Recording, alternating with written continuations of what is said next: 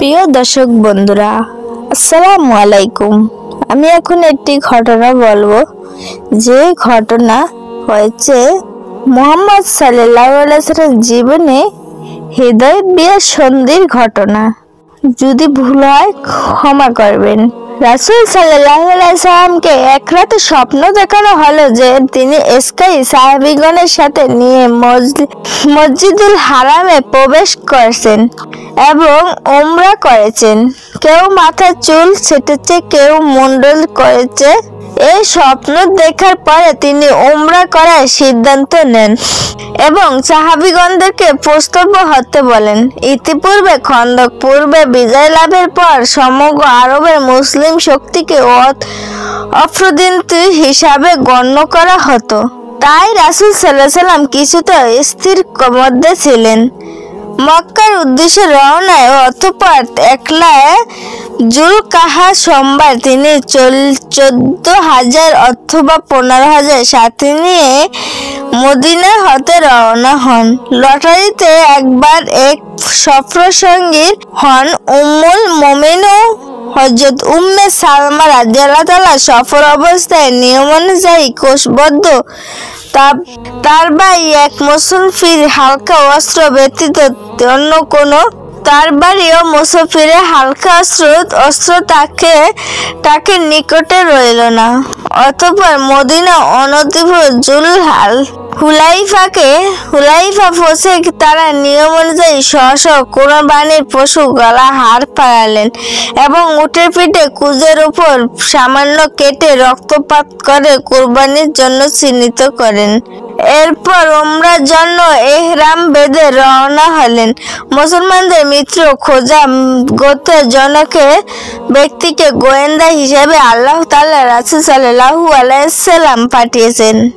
মক্কা কুরাইশদের গতিবিধি জানার জন্য রাসূল সাল্লাল্লাহু আলাইহি ওয়াসাল্লাম আসমান পৌঁছালো। উক্ত গোয়েন্দা এই খবর দেয় যে কুরাইশরা উমরার বাধা দেওয়ার জন্য তার বিরুদ্ধে যুদ্ধ করার জন্য প্রস্তুতি নিচ্ছে।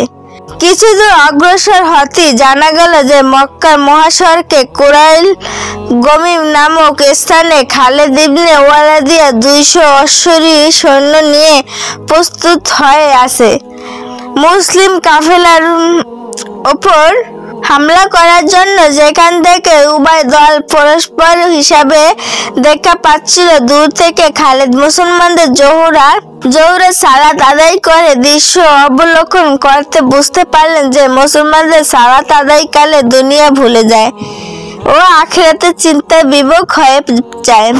শয়তান তার মনে কুমন্ত্রণা দিল যে আসরের সালাত আদায়কালেই তিনি মুসলিম কাফেলার উপর ক্ষিপ্ত গতিতে হামলা চালিয়ে তাদেরকে নিশ্চিত করে দেবেন। আল্লাহ পাক তাদের চক্রান্ত নিঃসঙ্গ হয়ে দেবার জন্য রাসূল সাল্লাল্লাহু আলাইহি ওয়াসাল্লামের উপর সময় সালাতুল খাউফের বিধান নাজিল করলো। ফলে আসরের সালাতের সময় একদল যখন সালাত আদায় করলেন, অন্য দল তখন সতর্ক পাহারায় রইলেন। হেদায়েত বিয়া আতরানে পানির সংকটে প্রান্তিশ প্রিয় রাসূল সাল্লাল্লাহু আলাইহি ওয়াসাল্লাম যুদ্ধ এড়ানোর জন্য মহাসড়ক ছেড়ে ডান দিকে আঁকাবাঁকা পাহাড়ি পথ ধরে অগ্রসর হতে থাকেন। ঝর্ণার নিকটে গিয়ে অবতর করলেন। সহিহ বুখারী একটি বর্ণনা এসেছে যে ওই সময় আল্লাহ তাআলা রাসূল সাল্লাল্লাহু আলাইহি ওয়াসাল্লামের ওষ্ঠী কাসাওয়ায় বসে পড়ে। লোকে বলল, কাউসার নাখোশ হয়। রাসূল সাল্লাল্লাহু আলাইহি ওয়াসাল্লাম বললেন, কাউসার নাখোশ হয়নি, আর এটা তার চরিত্র নেই, কিন্তু যাকে আটকে দিয়েছেন সেই সত্য, যিনি আবরার স্বস্তিকে কাবায় হামলা করা থেকে আটকেছিলেন। তৃষ্ণায় সাথীদের পানির সমস্যা সমাধানে উক্ত ঝর্ণা অতি অল্প সময়ের মধ্যে ব্যর্থ হয়ে গেল। তখনই সবাই রাসূল সাল্লাল্লাহু আলাইহি ওয়াসাল্লাম নিকটে পানির আবেদন করলেন। রাসূল সাল্লাল্লাহু আলাইহি ওয়াসাল্লাম নিজের সারাদার থেকে একটি তীর বের করে তাদের হাতে দিলেন এবং সেটাকে ঝর্ণায় নিক্ষেপ করার জন্য বললেন। অতঃপর আল্লাহর কসম, ঝর্ণায় অতক্ষণ পর্যন্ত পানির জোশ মরতে থাকে যতক্ষণ না তারা পরিতৃপ্ত হলেন এবং সেখান থেকে মদিনায় ফিরে গেলেন। বস্তুত এটি ছিল রাসূল সাল্লাল্লাহু আলাইহি ওয়াসাল্লাম অন্যতম মুজিজা। হেদায়েতের অবতারণের কিছুদিন পর মুসলমানদের হিতাকাঙ্ক্ষী বনু খাতাব নেতা বুদাইল বিন আরকা কিছু লোক সহ উপস্থিত হলেন। তিনি এসে খবর দিলেন যে কুরাইশের নেতা কাবা বিন লুইয়া সৈন্য সীমান্ত এমনকি নারী পশু নিয়ে হেদায়েত পর্যন্ত পরিপূর্ণ ঝর্ণার দ্বারে শিবির স্থাপন করেছেন আপনাদের বাধা দেওয়ার জন্য, প্রয়োজন যুদ্ধ করার জন্য। রাসূল সাল্লাল্লাহু আলাইহি ওয়াসাল্লাম বলেন, তুমি তাদেরকে গিয়ে বলো যে আমরা এখানে যুদ্ধ করতে আসিনি, ওমরা করার আমাদের উদ্দেশ্য। কুরাইশেরা ইতিপূর্বে যুদ্ধ করেছে এবং তারা পর্যন্ত হয়েছিল, তাই তারা চাইল আমি তাদের জন্য একটা সময় বেঁধে দেব, তাই সে সময় তারা সরে দাঁড়াবে।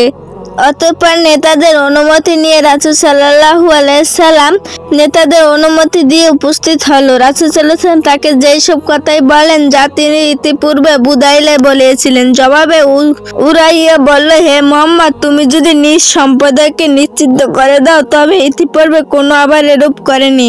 আর যদি বিপরীত হয় অর্থাৎ তুমি পরাজিত হও তবে আল্লাহর কসম তোমার পাশে এমন কিছু নিকৃষ্ট লোকে দেখছি যারা তোমার ছেড়ে পালিয়ে যাবে। তার এই মন্তব্য শুনে ঠান্ডা মেজাজে আবু বকর রাদিয়াল্লাহু তার রাগে অগ্নিশর্মা হয়ে উঠে বললেন, লাতের লজ্জা স্থানে ঝুলন্ত চর্ম লৌহ থেকে করতে থাক, আমাদের রাসূল সাল্লাল্লাহু আলাইহি ওয়াসাল্লাম সে পালিয়ে যাবে। আলোচনা শেষ। উত্তরা কোষারের নিকটে ফিরে গিয়ে খবর দিল, হে আল্লাহ, আমরা কওম আল্লাহর কসম, আমি কিসরা, কায়সার, নাজ্জাশী প্রমুখ ও সম্রাটের দরবারে প্রতিদিন হিসাব গিয়েছি, কিন্তু কোনো সম্রাট এর প্রতি তার সহচরদের এমন সম্মান করতে দেখিনি যেমনটি দেখেছি মুহাম্মাদের প্রতি তার সাথীদের সম্মান করতে। অতঃপর তিনি রাসূল সাহাবীদের সম্মান প্রদর্শন এবং ভক্তির শ্রদ্ধা কতগুলো উদাহরণ পেশ করলেন। বললেন, আল্লাহর কসম, তারা তার থুতু হাতে ধরে মুখে ও গলায় মেখে নেয়, তার উজুর ব্যবহৃত পানি ধরা কোনো প্রতিযোগিতা করতে তার নির্দেশ পালনের জন্য সর্বদা ব্যস্ত থাকে, তার কথা বলার সময় সকলের কণ্ঠস্বর নিচু হয়ে থাকে। অধিক সম্মানের কারণে কেউ প্রতিকারপূর্ণভাবে দৃষ্টিপাত করতে না, অথবা প্রস্তাব তিনি তোমাদের কাছে পাঠিয়ে তোমরা তা কবুল করে নাও।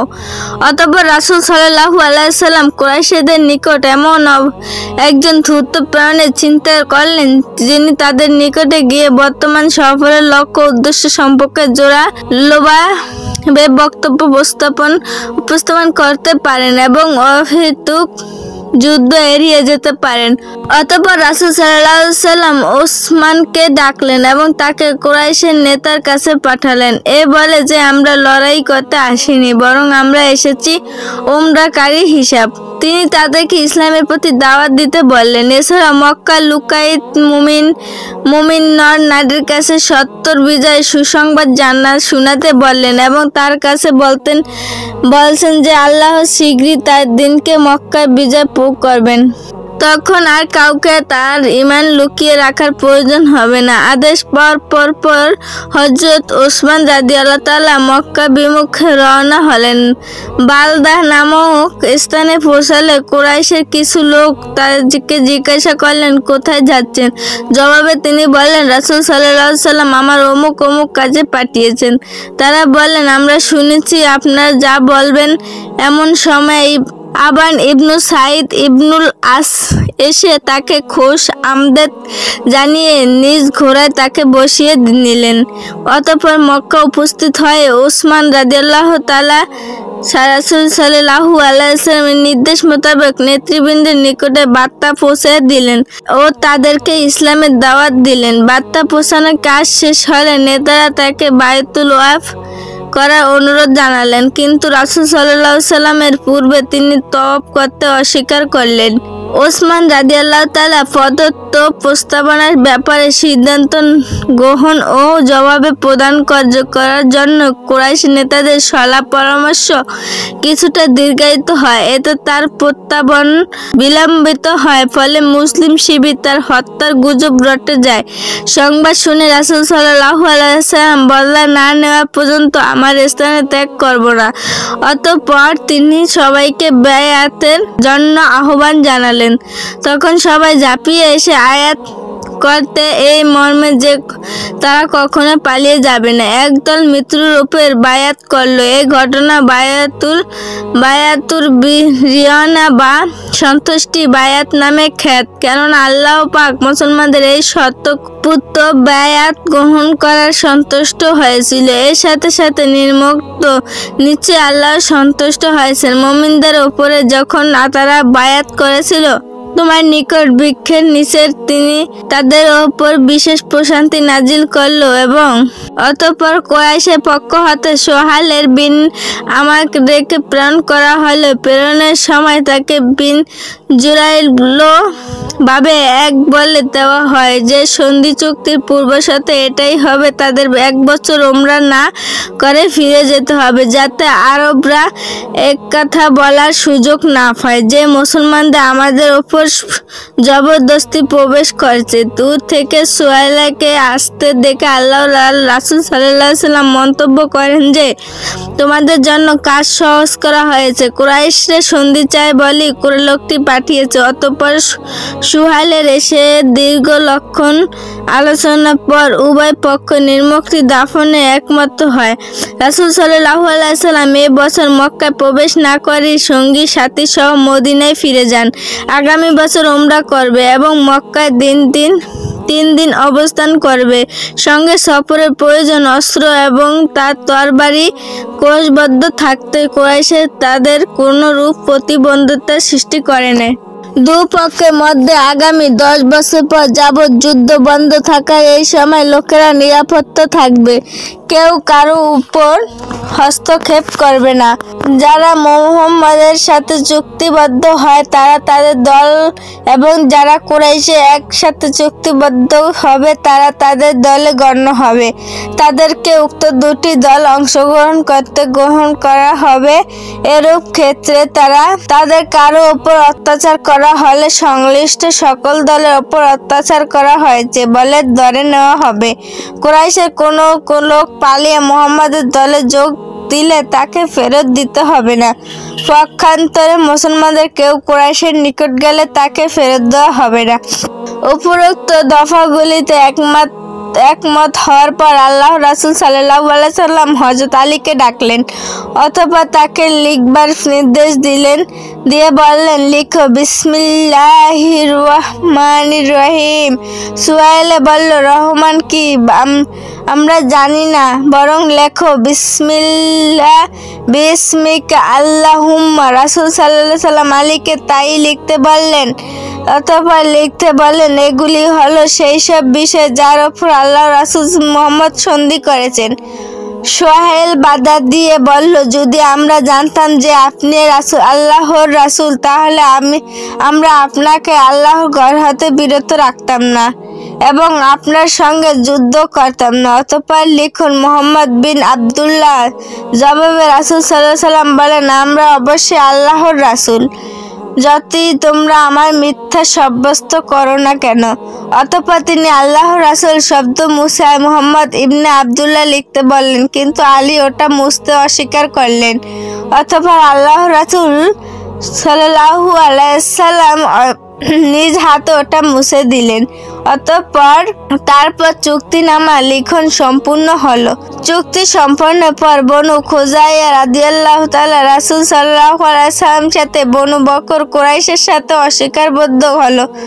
অবশ্য বনু খোজাই আব্দুল মুত্তালিবের সময় থেকে বনু হাশিমের মিত্র ছিল, যা বংশ পরস্পর চলে আসছিল। সন্ধিপত্র লেখার কাজ চলছে। এরই মধ্যে সুহাইলের পুত্র আবু জান্দাল শিকল পরা অবস্থায় পায়ে হেসরাতে এসে উপস্থিত হয়ে মুসলিম শিবির ঢুকে পড়ল।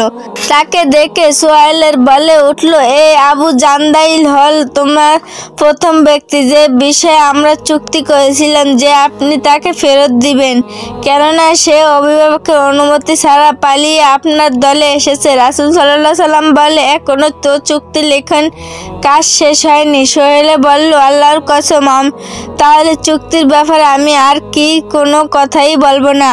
তারপর তখন রাসূল সাল্লাল্লাহু আলাইহি সাল্লাম বলতে, অন্তঃপর আমরা খাতি, তোমরা তাকে ছেড়ে দাও।